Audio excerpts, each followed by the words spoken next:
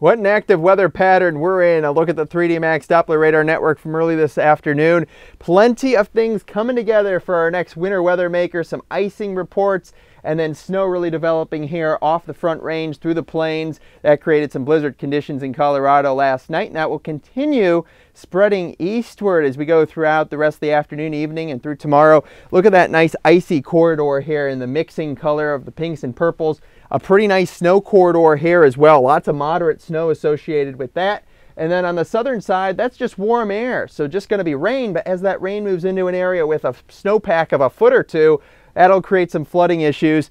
Big ticket snow back up into Canada. Lots to talk about. Lots going on here. And then as far as the East Coast goes, it'll just be a big rain event for most of you.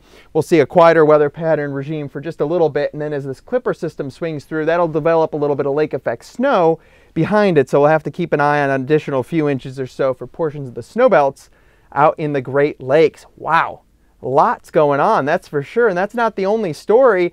We're talking cold temperatures too, but it's going to see a decent amount of snowfall with this, a general corridor of 5 to 10 inches in the main area where it's going to be hit. Otherwise, just a couple inches or so across the Northeast. Besides a little back-end snow of this system, you're really not going to have to deal with much, which is definitely good news. It'll mainly be up in the lovely country of Maple, north of the border, where you're going to see 5-10 inches of snow or so. What about those temperatures? We're not joking that the next month or so is going to be very cold. Multiple regimes of very cold air coming on down. Wherever you see the pinks and the purple colors, that's well below average temperatures there. And it'll dip south at times. This one's the big boy. That one is definitely going to cause issues across portions of the central Great Lakes into the Northeast.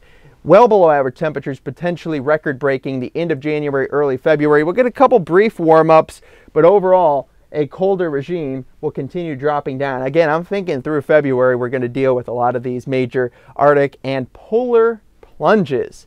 So, active weather pattern. Let's talk a little bit more if it's going to wind down at all. We'll see a couple clipper systems swing through as we go throughout the course of the next week or so.